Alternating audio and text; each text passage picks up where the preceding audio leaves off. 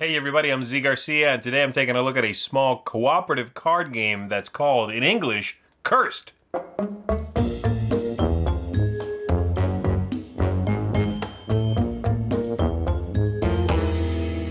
In this game, the players are going to be drawing cards from a deck of cards that has monsters in there and the weapons to fend off those monsters.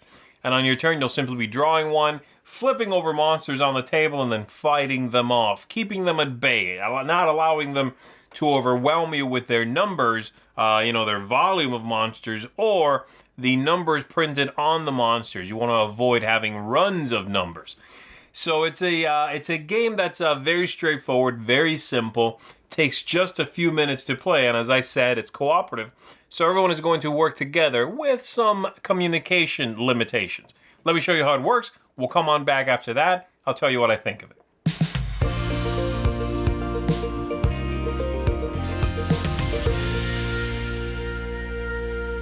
Setting up the game is exceedingly easy. You are going to set into play a number of these seals, depending on what the rulebook tells you. So for 3 players, you get 4 of these face up. This is the front, this is the back. And then you are going to shuffle up the deck. You're ready to begin. This deck is made up of 80 cards. Monsters numbered 1 through 40. So there is 39. And then weapons numbered 1 through 40. So there is 26. All right. You're going to shuffle all these together, as I said, and you are ready to start. The objective of the game is to get through the entire deck. And then your score at the end is going to be how many monsters are left. If there are none left on the table menacing you, then you have a perfect score of 0. If there are 2 monsters left, say the 12 and the 13, or let's say the 12 and the 14, okay, then your score is 26. The combined total of those, and the lower again, the better. So let's go ahead and play. Again, we are playing with 3 players here. So let's say it's my turn over here at the top of the screen. I'm going to draw a card. If it's a weapon card, I keep it in my hand. If it's a monster, I add it to the monster display. And then, as the second part of my turn, I could use weapons to get rid of monsters. But obviously I cannot because I have no cards in my hand. It's the next player's go. They draw a card. They don't reveal it to anybody. They're just going to keep it in their hand. And then they could use weapons to get rid of monsters. Now this player could, if they wanted to, use the 40 to get rid of the 16, and these cards are both set aside. Now, this player is not going to do that because that's quite a waste of a 40, yes? So they're going to keep that in their hand. They'll say, okay, I'm done. And it's the third player's turn over here. They draw this. It's a monster, so they put it in the monster display. Comes back to me. I'll draw a card.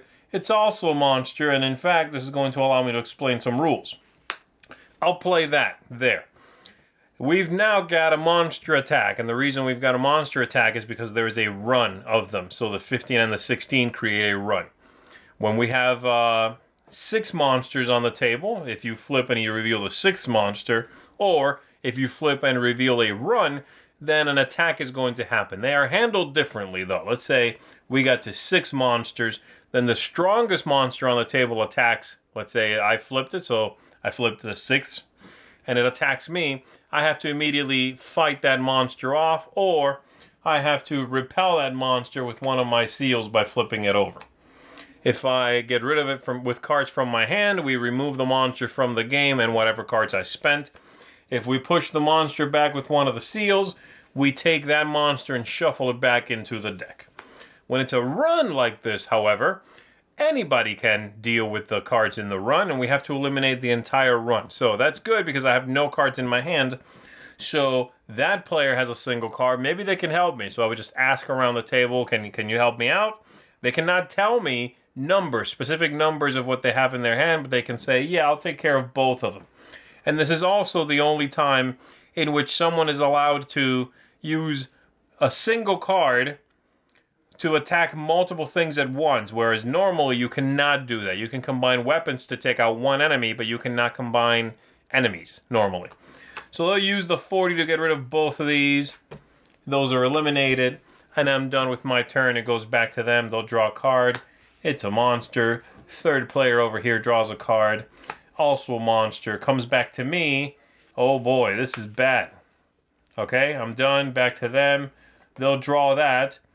and they could get rid of something, but the only thing they can get rid of with a 23 is that 6. They can't even get rid of the 6 and the 1, again, because they cannot combine monsters, only if there is a run and they are attacking, okay? So this continues. Let's say our next player here is going to draw, let's say, this 12 here. Oh, sorry, that's in the wrong spot. 12 there. And then I go ahead and reveal a 25. That is the 6th monster on display. And so the strongest one attacks me, and I have to deal with that one alone. Okay, that's the other way that they attack. And as I said, the seals, you got to flip them over to repel them, but they don't go away. They get shuffled back into the deck. Once you run out the deck, so you'll lose if you run out of these, right, and no longer have any to spend. But you will win the game if you are able to run out the deck, finish that up, and then you might have at that point some monsters left. Let's say we've got these monsters left here, and let's say at that point we have spent 3 of these seals. So this is endgame here. Game is over. We've run out this deck. Players are done playing cards from their hand to eliminate monsters, and we're going to calculate final score. So the final score would be 19. However, before you calculate, if you have any of these left over, you will flip them face down and eliminate the lowest card on the table. And so by eliminating this one, or by flipping this one face down, I eliminate the 1. The lowest one is still in play. And this would be our final score of 18. And then we just play again to see if we can do better than that. So that's how the game works. Very simple, drawing and then trying to eliminate these monsters as they come up and not allowing them to pile up too much. So let's go back up top. Let me tell you what I think of it. All right, so there it is, Cursed. Let's talk about this. I'm going to start with thematic ties. The theme here is certainly pasted on. It doesn't work against the game, though, so that's okay. I'm not giving this a negative, but it is very much, it could have been anything, really. Then again, this is a game from the designer of the game, the abstract, cooperative card game, which just has a deck of cards numbered up to 99 or something. So the fact that there is a theme, any theme at all, is improvement.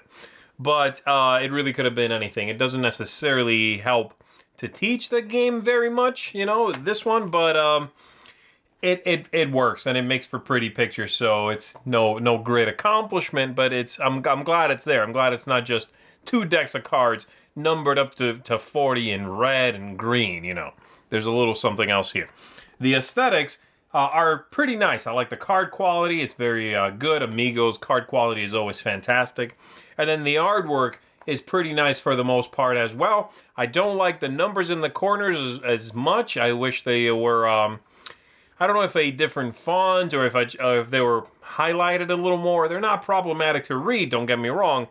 They're just sort of, they feel a little stuck onto the artwork, But it's not a big deal. The game flows quite well. I don't have a problem with it. And like I said, the artwork in it with the monsters and the little creatures and stuff, that works well. So I like that. Replayability here is okay. It's not high. I'm not going to say it's horrible either, though, and part of that is because the game is so short. You're going to play this, and it lists, actually, it doesn't tell you how long here. It just says the age and the number of players. But you can play this in about 10 minutes, really.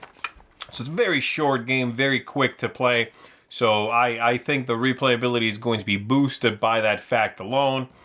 But there is not a lot of control from the players, really. There's nothing you are discovering game 1 that you are going to put into effect game 5 and suddenly feel like, aha, I am getting better at this. There is replayability here that I'm mining from past experience. That's just not going to be there. But it is replayable. You don't get, assuming you like the game, you won't be sick of it because you are feeling like you're doing the exact same things, Game length, as I said, is fantastic. 10, 15 minutes and you are done. You can shuffle up and go again. And setup, by the way, is also incredibly fast. Ease of play is very nice, though there are a couple of rules that I was surprised were in there. Not because they're in there necessarily, but because I wasn't expecting a couple of extra rules in such a simple package, right? This idea of draw a card, if it's a monster, play it. If it's a thing, keep it, and then fight monsters. Great, I'm on board. And then when you hit 6, the highest one attack. Okay, fine, you got to fend it off. I'm good with that. If you get a run, you got to fend them all off, okay? But other people can help in that case, okay? Which they normally cannot. And you can use a single thing to get rid of multiple monsters if it's a run. Okay, so those two rules that kind of break the normal turn-to-turn rules work fine. I was just surprised they were in there, you know, so a couple more rules than I expected at first. Overall, though, easy to play. And then lastly, tactics, luck, things like that. Certainly a ton of luck. This game is very, very, very lucky.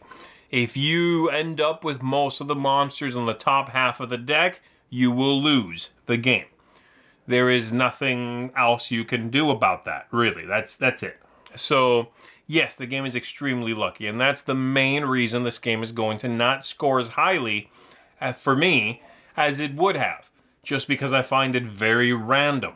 That's not to say I don't have fun with it. I've enjoyed my plays with it. And it tends to work out, you know.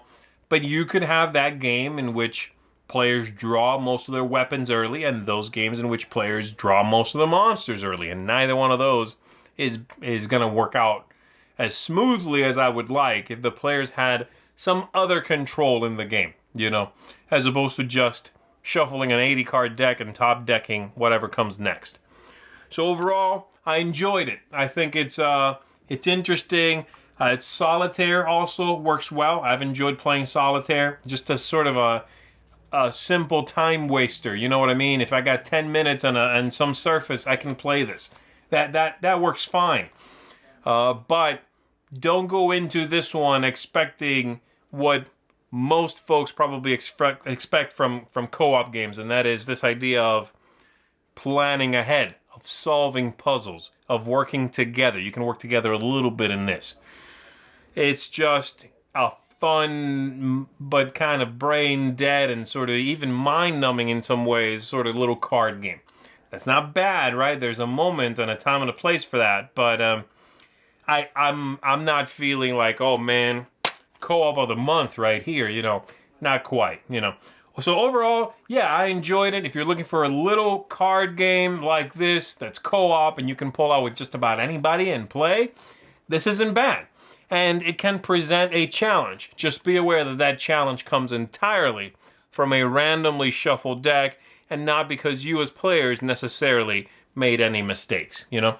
So there you go. That is Cursed from Amigo. Again, if it sounds good, check it out. I think I'm going to be giving this one a few more plays, especially solitaire. If I find myself on a plane or something, that card tray, the tray on the plane should be plenty of space to play this.